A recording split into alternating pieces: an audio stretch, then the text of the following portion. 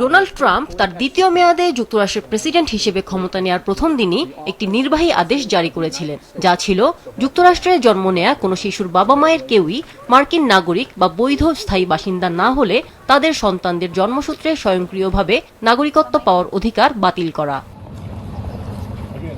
মঙ্গলবার যুক্তরাষ্ট্রের সর্বোচ্চ আদালত ৬-৩ ভোটে ট্রাম্পের ওই আদেশ অবৈধ ঘোষণা করে। এর মাধ্যমে বহাল থাকছে যুক্তরাষ্ট্রে জন্ম নেয়া শিশুদের নাগরিকত্ব পাওয়ার ১৫০ বছরের পুরনো সাংবিধানিক অধিকার।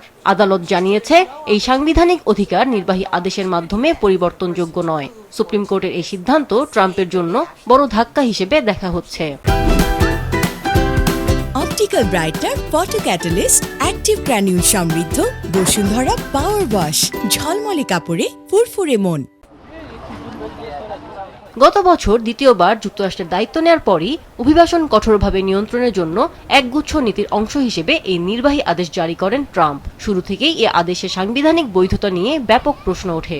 অভিবাসন অধিকার কর্মী, আইন বিশেষজ্ঞ এবং কয়েকটি অঙ্গরাজ্য এই আদেশের বিরুদ্ধে আদালতে চ্যালেঞ্জ জানায়। তাদের দাবি ছিল, জন্মসূত্রের নাগরিকত্ব যুক্তরাষ্ট্রের সংবিধানের ১৪তম সংশোধনীর আওতায় সুরক্ষিত অধিকার, যা কেবল প্রেসিডেন্টের নির্বাহী আদেশ দিয়ে পরিবর্তন করা যায় না।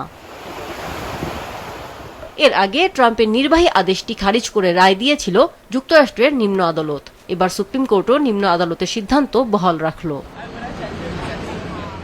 তবে আদালতের সংখ্যাগরিষ্ঠ বিচারকের পক্ষে রায় লিখতে গিয়ে প্রধান বিচারপতি জন রবার্টস বলেন, তখন এবং এখন সবসময়ই নাগরিকত্ব হলো অধিকার পাওয়ার অধিকার, যার মাধ্যমে আমাদের রাজনৈতিক কমিউনিটিতে স্বাধীনভাবে অংশ নেওয়া যায়।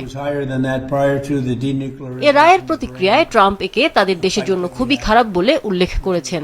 নিজের সামাজিক যোগাযোগ মাধ্যম ট্রুথ সোশ্যালে ট্রাম্প লিখেছেন, তাদের দেশের জন্য ব্যয়বহুল এবং অন্যায্য জন্মসূত্রে নাগরিকত্ব প্রথা বন্ধ করতে কংগ্রেসের আজই কাজ শুরু করা উচিত। আমিনা লুসি, মাছরাঙা নিউজ ডেস্ক।